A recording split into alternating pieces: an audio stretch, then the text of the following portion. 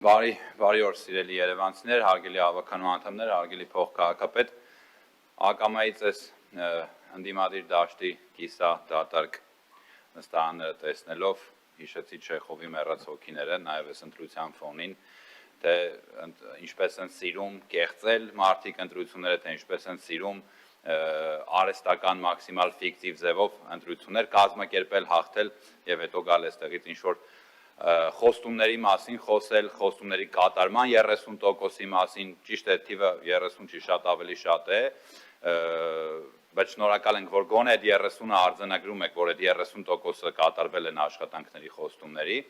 բայց մի բան հավելեմ, հարգելի Սուքիասյան, պարոն Սուքիասյան, ցավոք այստեղ չեք, եթե դուք եւ ձեր քաղաքական նախկին կնքահայրերը կամ ներկա կնքահայրերը գոնե 1%-ով կատարած լինեին իրենց խոստումները, մենք այսպիսի ահռելի ծանր բեռերի տակ չէինք մտնի եւ քաղաքի եւ ընդհանուր հանրապետության վիճակը շատ ավելի լավ կներ, գոնե 1%-ը։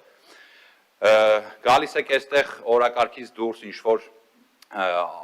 ակնարկներ եք անում նախաբանների մեջ ձեր, գալիս եք մագդիրներ, ածականներ եք ինչ-որ տարբեր գործածում, մեր քաղաքական թիմի, մեր ղեկավարների, որոշ այլ քաղաքական գործիչների վերաբերյալ, ու տենց սահուն փորձում եք տենց անցում կատարել օրակարգային հարցերին, այդ քողի տակ, այդ ֆոնը ստեղծելով, Ժորժ ջան,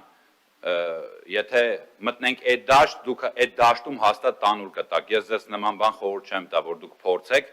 որովհետև անգամ ձեր իսկ քաղաքական հայրերը առաջին դեմքերի մակարդակներով խուսափում են բոլոր տիպի, բոլոր տեսակի բանավեճերից, բայց մենք բաց ենք այդ բանավեճերի համար, մեզ փորձը եւ պատմությունը ցույց տվեցին, թե ուր են հայտնվում բանավեճի հրավեր ստանալուց ձեր շատ թիմակիցներ, այնպես որ մի քողարկեք եւ տենց խոհափիլիսոփայական, տենց մագդիրներ, ածականներ մի գործածեք ձեր ելույթների մեջ, հետո նոր տենց սահուն անցեք օրակարգային հարցերին, այսքանը կխնդրեմ հետայսու գոնե մնալ եւ լսել ձեր տրված զառանցանքների եւ ցնորքների պատասխանները։ Շնորհակալ եմ։